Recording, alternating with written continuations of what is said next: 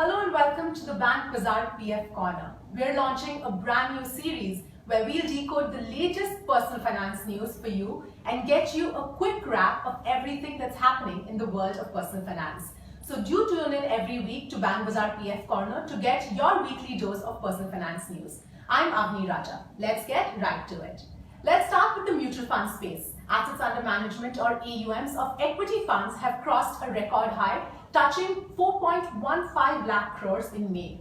That's according to the latest data from the Association of Mutual Funds of India or AMFI.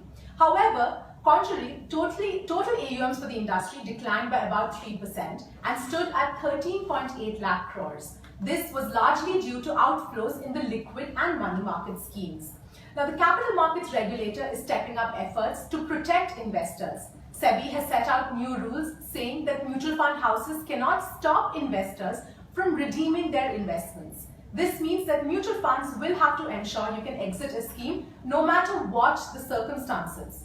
In fact, the regulator has also released a circular that urges investors to check the registration status of any individual or entity before taking any kind of advice. The circular also cautions investors of trading in stocks based on any kind of tips provided by unregistered entities, especially through social media platforms or SMSs.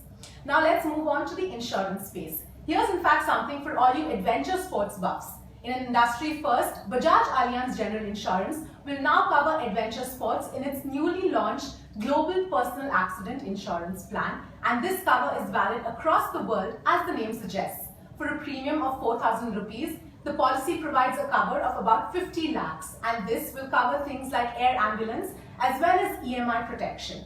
Now, staying with the insurance space, you'll soon be able to buy insurance in fact through a mobile app. The regulator IRDAI is planning to put in place a platform for this. This move will help not only increase the insurance penetration but will reduce transaction costs, making it cheaper for you to buy insurance.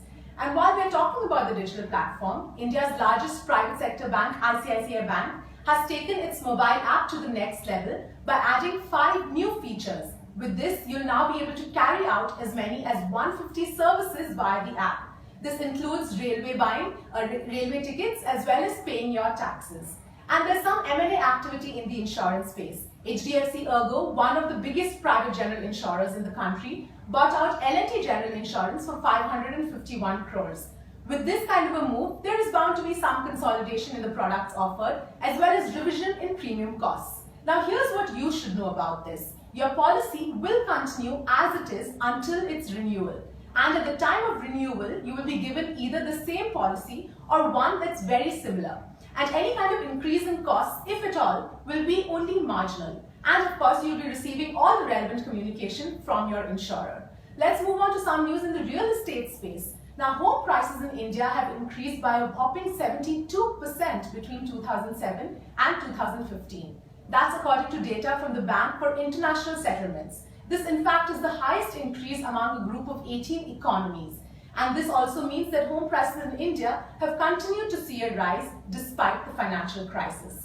And that's a wrap on this edition of Bankbazaar's PF Corner. Join us again next week for yet another personal finance news wrap. And if you have any questions or comments, please write in or tweet to us. Also, coming up in exactly 3 hours is our special Father's Day video. So do keep an eye out for that. And thanks so much for tuning in.